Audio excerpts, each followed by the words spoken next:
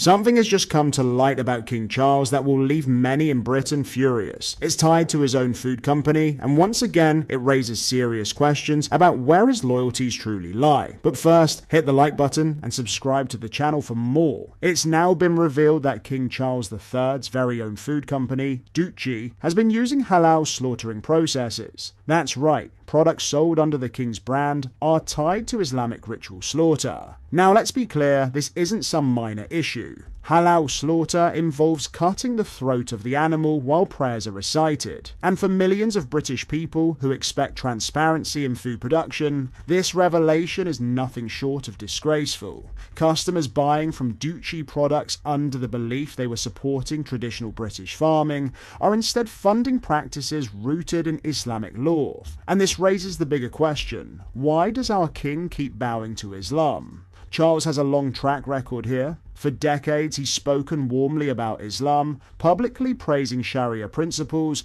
and even calling Islam one of the greatest treasuries of spiritual wisdom. Time and again, he's chosen to align himself with Islamic causes, while ordinary British citizens feel their own culture, heritage, and traditions being sidelined. This is King Charles of England in 1993. Islam is part of our past and our present, in all fields of human endeavour. It has helped to create modern Europe. It is part of our own inheritance, not a thing apart. Islam can teach us today a way of understanding and living in the world which Christianity itself is the poorer for having lost. Our judgment of Islam has been grossly distorted by taking the extremes to be the norm. That, ladies and gentlemen, is a serious mistake. It is like judging the quality of life in Britain by the existence of murder and rape, child abuse, and drug addiction. The extremes do exist and they must be dealt with, but when used as a basis to judge a society, they lead to distortion and unfairness. We in the West need also, I think, to understand the Islamic world's view of us. There is nothing to be gained and much harm to be done, it seems to me, by refusing to comprehend the extent to which many people in the Islamic world genuinely fear our own Western materialism and mass culture as a deadly challenge to their Islamic culture and way of life. The fact is that our form of materialism can be offensive to devout Muslims, and I do not just mean the extremists among them. This is him during Ramadan. As the Quran says, God does not burden any soul with more than it can bear.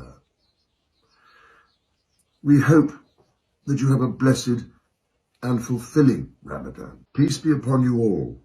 Ramadan Mubarak. As Muslims across the United Kingdom and the Commonwealth observe the beginning of the holiest of months in the Islamic calendar, the month of Ramadan, I just wanted to convey my heartfelt best wishes to you all, and to tell you just how much my wife and I are thinking of you at this special time of year.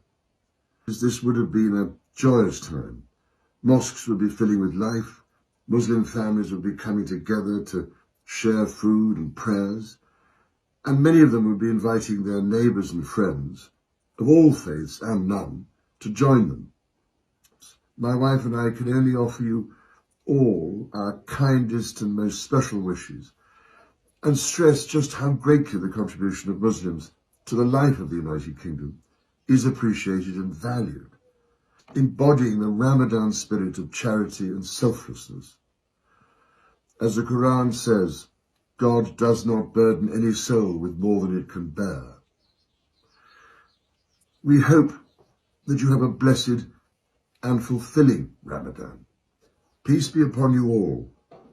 This is supposed to be the King of the United Kingdom, a monarch whose loyalty should be to the people, the culture, and the values of this nation. Yet, with every passing year, Charles seems more and more willing to embrace and promote practices that have no roots in Britain's Christian heritage. And it makes you wonder, where do his loyalties truly lie? Because if the crown is meant to represent the people, our history, and our traditions, then why are we seeing decisions that directly undermine them? Why are our institutions bending over backwards to accommodate practices that most of the country never asked for? This is about far more than one food label. It's about trust, it's about identity, and it's about a monarchy that increasingly looks detached from the people it claims to represent. The truth is, Charles has been in bed with Islam for decades now, and this latest revelation is just another reminder that our monarchy is not standing firmly for the British people, but pandering to outside pressures. And the British public, what are your thoughts on what we discussed in today's video? Let me know down in the comment section below.